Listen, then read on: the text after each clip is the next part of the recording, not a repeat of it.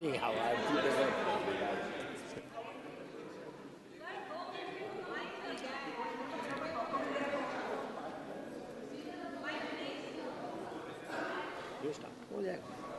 करो। अध्यक्ष महोदय जी, मैं आपकी बहुत धन्यवादी हूं कि आपने मुझे चुनावी सुधारों पर बोलने का मौका दिया है, खासकर इसलिए क्योंकि मैं एक नई सांसद हूं, मुझे दूसरों का नहीं पता उनका कैसा अनुभव रहा, लेकिन पिछला ये एक साल मेरे लिए खासकर विपक्ष से रिलेटेड जो है बहुत ही ज़्यादा चिंताजनक रहा है। एक तरह से ट्रॉमेटिक मैं इसे कह सकती हूँ। हर दिन इन्होंने यहाँ पे तमाशा किया है, हमारा दिल दहल जाता था इनको देखकर। एसआईआर ये वेल में उतर जाते थे। यहाँ पर इन लोगों ने डराना, धमकाना, धक्का मुक्की, ऐसा कोई इन्होंने किसी तरह की कोई बदतमीजी नहीं है जो एक भी दिन इन्होंने संसद भवन चलने नहीं दिया। हम जनता के प्रतिनिधि हैं, हम यहाँ पर उनकी आवाज लेकर आते हैं, हम कुछ सीखने आते हैं, हम नए सांसद हैं। इन्होंने संसद अगर पिछले 2-3 दिन को छोड़ा जाए तो साल पर शायद ही थोड़ा चलने दिया है। एसआईआर कर करके इन्होंने यहाँ पे तमाशे किए, लेकिन अब जब इनको बोलने की बारी आई एसआईआर पे, तो अध्यक्ष महोदय जी हम देख रहे हैं कि कल leader of opposition Rahul Gandhi ji ने, मुझे लगा क्या खुलासा होगा, हम भी बड़े उत्सुक थे, सारी साल हमने एक ही शब्द सुना है, अब ये क्या ग्रैंड रेवलेशन होगी। लेकिन राहुल गांधी जी जो लीडर ऑफ ऑपोजिशन है, उन्होंने कल जब कहा खादी है, खादी में धागे हैं, धागे में लोग हैं, लोगों के अंदर, उनको जब कहा गया कि आप पॉइंट की बात कीजिए, तो उन्होंने कहा कि मैं अपना फ्रेम कर रहा हूं, मैं अपना आर्ग्यूमेंट फ्रेम कर रहा हूं। और इतनी देर बाद जब वो फ्रेम करके पहुंचे तो ले देकर वो वापस उसी अंतर्राष्ट्रीय मूल की महिला, अध्यक्ष जी मैं एक महिला होने के नाते आपसे रिक्वेस्ट करना चाहती हूं कि every woman is entitled to her dignity. वो अंतर्राष्ट्रीय मूल की है, विदेशी महिला है, लेकिन उन्होंने कितनी बार आकर उन्होंने सोशल मीडिया पे कहा है कि मैं कभी भारत नहीं गई हूं, मेरा हरियाणा चुनाव से कुछ लेना देना नहीं है। लेकिन फिर भी ये लोगों ने बिना किसी ठोस सबूत के उनका यहाँ पे फोटो बना के उन्होंने उनको उछाला, यहाँ पे उनकी तस्वीर उछाली यहाँ पर एवरी, और यहाँ पर ब्लैक कार्ड यूज करना भी अलाउ नहीं है। इन्होंने फिर भी नियमों का उल्लंघन किया। मैं चाहती हूँ सबसे पहले तो मैं इस सदन की तरफ से उन महिला से बहुत ही माफी मांगती हूँ कि इस सदन में बिना कि उनकी आजकल जो पर्सनैलिटी राइट्स का भी एक बहुत बड़ा क्राइम होता है, उसके उपरांत उनका फोटो यहाँ यूज किया गया, मुझे बहुत खेद है। भारतीय संसद की तरफ, संसद भवन की तरफ से हम उनसे माफी मांगते हैं।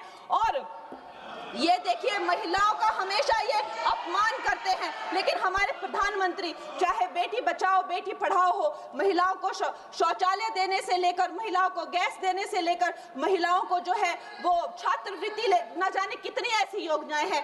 कांग्रेस वालों शायद तुम लोग ये समझ नहीं पा रहे हो, ईवीएम्स हैक नहीं करते हैं प्रधानमंत्री लोगों के दिलों को हैक करते हैं। और ये लोग दुहाई देते हैं कि वो जो पुराने जमाने के दकियानूसी, वो जो चिट कागज पे लिखकर जो मतदान होता था वो सबसे अच्छा था। ये लोग भूल गए वो दिन, आप लोग भूल गए वो दिन। इंदिरा गांधी वर्सेस राज नारायण का केस, उसको जो है इतिहास में The case that shook the nation के नाम से जाना जाता है, उस पर मैंने एक फिल्म भी बनाई हुई है।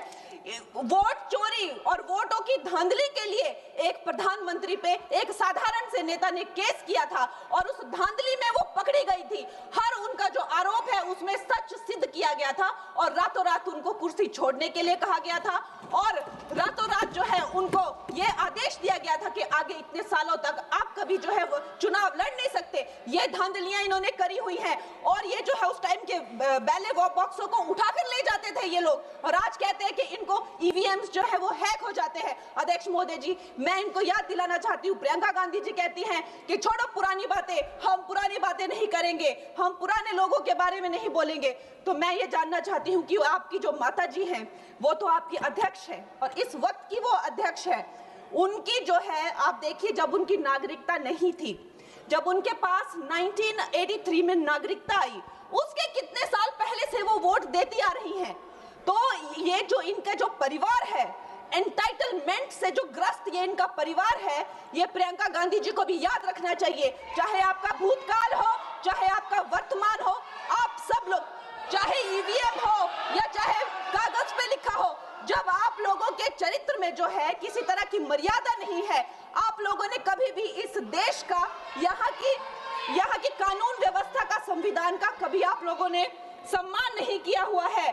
और अध्यक्ष महोदय जी, बिहार में जैसे ही एसआईआर लागू हुआ, हमारी सरकार ने जो है कम से कम 60 लाख से ज्यादा अवैध, अब ये जो सारे अमाननीय वोट कार्ड है, ये सिर्फ घुसपैठियों के नहीं है। कुछ ऐसे लोग हैं जो माइग्रेट हो गए हैं, कुछ ऐसे भी लोग हैं जो इस दुनिया में है ही नहीं। 60 लाख से ज्यादा। और अगर वो लोग जेन्युइन थे तो उन्होंने, किसी ने तो रिक्वेस्ट करनी चाहिए थी कि भाई मेरा वोटर आईडी कैंसिल हुआ है।